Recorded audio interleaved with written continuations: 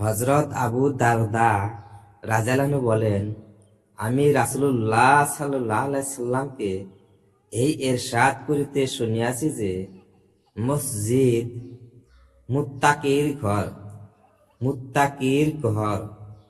আর আল্লাহ তাআলা নিজের দায়িত্বে লইয়াছেন যে, মসজিদ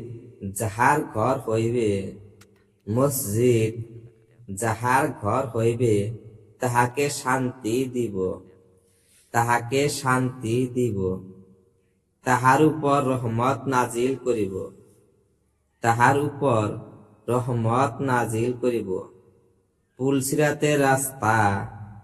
পুলসিরাতের রাস্তা সহজ করিয়া দিব। আপন সন্তুষ্টি